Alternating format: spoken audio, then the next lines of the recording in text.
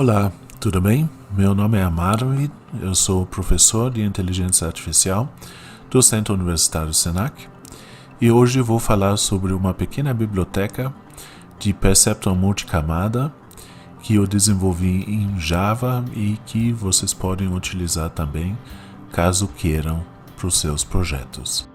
Vamos ver como é que começa aqui. Aqui a gente tem a estruturação da rede, que logo mais é explicada. X são as entradas, né? H, neurônios escondidos. O, as saídas calculadas da rede, ou seja, o que a rede espera, né? Y, as saídas desejadas, que nós estamos colocando durante o treinamento para a rede treinar. W, de IJ, a matriz de sinapses entre a camada de entrada e a camada escondida. A primeira matriz que a gente utiliza para ajustes através de backpropagation, o algoritmo de aprendizado de retropropagação. Q, sinapses entre camada escondida e camada de saída, a segunda camada de sinapses que a gente ajusta. De backpropagation, a gente tem U, os erros na saída, na verdade. S, as somas temporárias na entrada escondida, é um dado interno que a gente utiliza para facilitar o cálculo. F, erros na camada escondida. E os ajustes resultantes. Delta Q, né? Ajuste em cada Q que a gente deve fazer a respeito daquilo que o algoritmo calculou. Delta W, a diferença calculada para sinapses W, né? Para a camada entre a entrada e a camada escondida. E N, a taxa de aprendizado, por exemplo, 0.75. A gente deve configurar aqui a velocidade de treinamento da rede e, na verdade, a velocidade conta oscilação da rede, né? Esquecer rapidamente o que ela aprendeu. Então, a gente deve utilizar um valor entre 0 e 1. 0,75 é um valor razoável de início, mas isso a gente deve variar de acordo com o aprendizado observado da rede. Aqui o construtor, a gente deve nesse construtor criar nossa rede, certo? A estrutura, criar o que a gente precisa de descrição, caso a gente queira dar nome a cada entrada, a cada saída, a gente consegue fazer isso aqui. Fazer a inicialização de rede, ou seja, zerar a rede, as entradas e saídas, e a gente inicializar as sinapses com valores, já vamos ver isso. E aqui, inicialização da rede basicamente é isso, né? Então, a gente coloca em 0 as entradas e saídas desejadas. Isso apenas por segurança, né? Nem precisava fazer isso, mas para a gente ter certeza que não venha de alguma outra hora algum ruído ali para os respectivos valores. Inicializar sinapses com valores entre menos 0,1 e 0,1. Basicamente, esse for aqui faz isso, esses dois fors, para a matriz, né? Matriz das sinapses entre as entradas e a camada escondida, e entre a camada escondida e a saída. E aqui, o que nós estamos fazendo? Isso aqui dá um valor randômico de 0 a 1. Dividimos por 5, então dá de 0 a 0,2. E menos 0,1 dá então de menos 0,1 a 0,1, o respectivo valor. E inicializamos aqui com string vazio as entradas e saídas das descrições. Próximo procedimento, próxima função é apenas para a gente colocar em console os valores atuais da rede, entradas, camada escondida, saídas, saída desejada, sinapses nas duas camadas, certo? Só para a gente ter controle da coisa. Sigmoid é a função de ativação. A função de ativação deve dar valores entre 0 e 1, certo? É o que essa função sigmoid faz, e dá a possibilidade de fazer aprendizado via backpropagation. É o que essa função também possibilita. Ela é razoavelmente simples. Vocês estão vendo a fórmula por extenso em um gráfico agora na tela. Aí eu gostaria de avisar que tem um filme, um pequeno clipe separado a respeito de funcionamento de perceptor multicamadas. Então, se você não tiver assistido a esse filme ainda, faça isso para entender melhor do que se trata. Funcionar a rede é o funcionamento normal, feed forward da rede, geração expectativa da rede, certo? Aqui, basicamente, nós estamos pegando a soma dos produtos das entradas com as sinapses, estamos colocando na camada escondida e estamos utilizando função de ativação aqui na camada escondida para propagar para frente a respectiva ativação. E estamos fazendo a mesma coisa com a camada de sinapses entre a camada escondida e saídas, certo? Aqui estamos multiplicando os valores nas camadas escondidas com as sinapses, somando isso para cada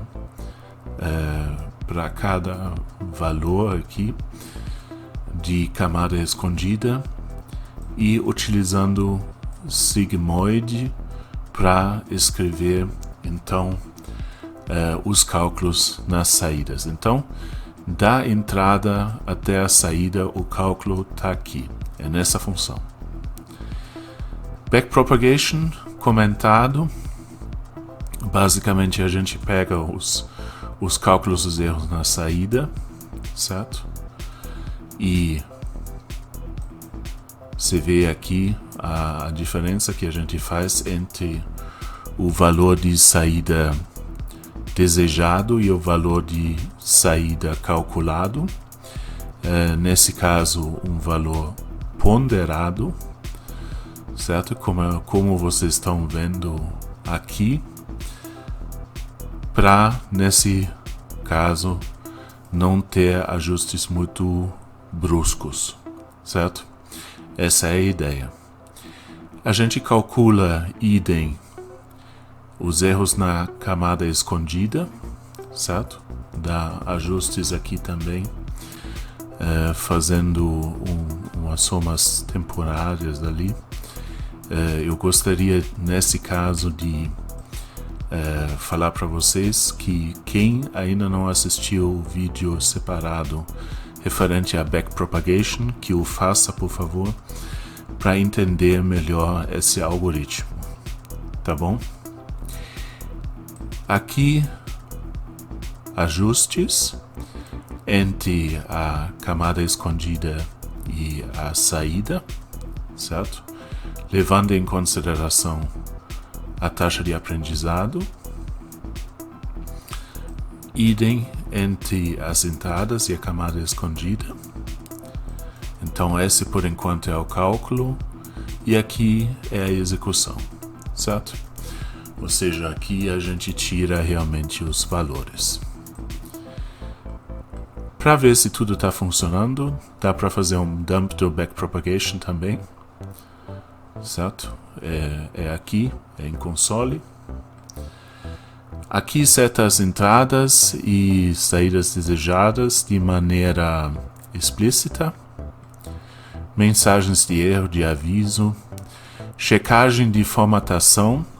Para leitura de arquivo, a gente lê basicamente os conjuntos de um arquivo separado, e aqui a gente vai colocar os valores nas entradas e nas saídas.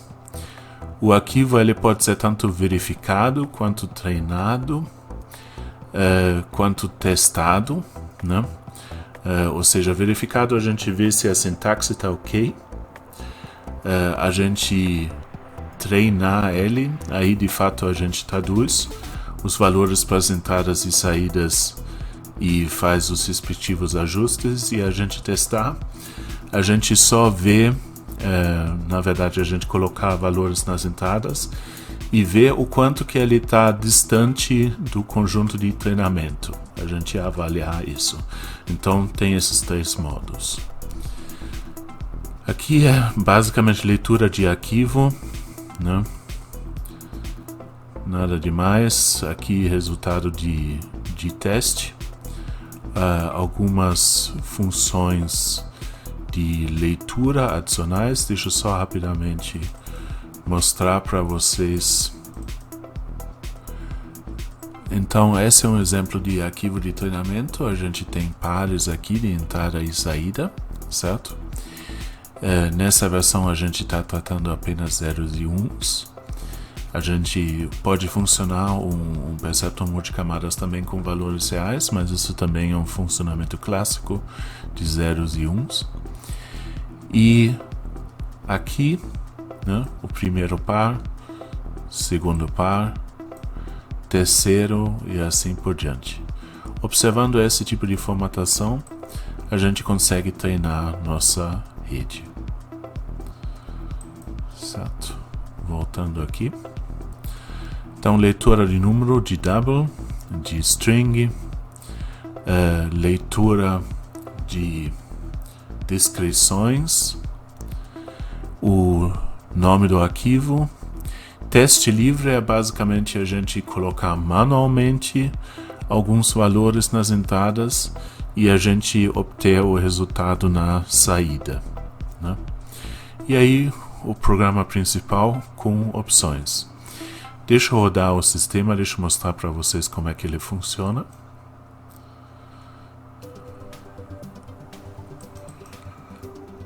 Então aqui, a primeira coisa que a gente deve fazer é criar um novo perceptor multicamadas. Por exemplo, com 4 entradas, 3 neurônios escondidos e 4 saídas. Aí a gente deve dar uma olhada no arquivo, né? Definição de arquivo 5 para nosso treinamento. Vou pegar esse arquivo, treinamento. Vamos validar o arquivo, ver se está tudo bem. Tudo certinho, só avisos, nenhum erro. Vamos testar o arquivo sem nenhum treinamento. Aí a gente tem 4 conjuntos lidos, como a gente viu, o erro total é o erro acumulado de 7,9, alto, erro relativo de 0,49, ou seja, a rede errou 0,5, basicamente metade de cada valor. A metade de cada valor é esperado também. Escolhas erradas quando a gente pensa que indo para 0 a escolha seria 0 e indo para 1 a escolha seria 1. A gente teria 6 escolhas erradas, certo? Da rede. Vamos agora treinar. Por exemplo, 100 vezes. A gente vê que isso está indo bem rápido. E testar novamente. Então, estamos vendo que o erro relativo desceu bem, erro total também, metade, menos do que metade, e escolhas erradas apenas uma em 16 valores. Isso aí já é relativamente bom. Vamos treinar mais um pouco.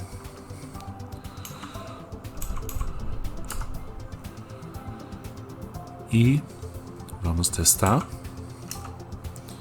E agora, nenhuma escolha errada. Erro relativo de 11%. Isso significa que esses 0,11 ele erra em cada valor, ou seja, 90% do valor está correto. E se a gente continuar treinando, nós vamos vendo que esse valor continua baixando.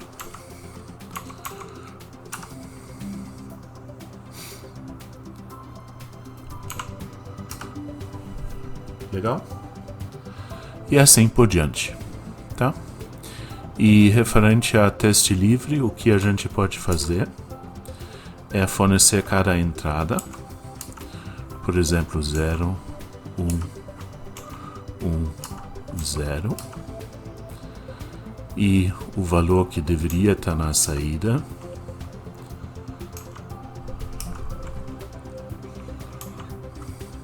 apenas para referência, e aí a gente vê o esperado, né? E o real, o que deu, né? Legal, basicamente é isso. Agradeço muito a atenção. Vou colocar o link para download dessa pequena biblioteca nos comentários. E lembrando que, caso vocês não tenham assistido ainda, dá uma olhada nos vídeos de backpropagation e do funcionamento do perceptor multicamadas para entender melhor o que está acontecendo aqui dentro. Ok, muito obrigado e até uma próxima.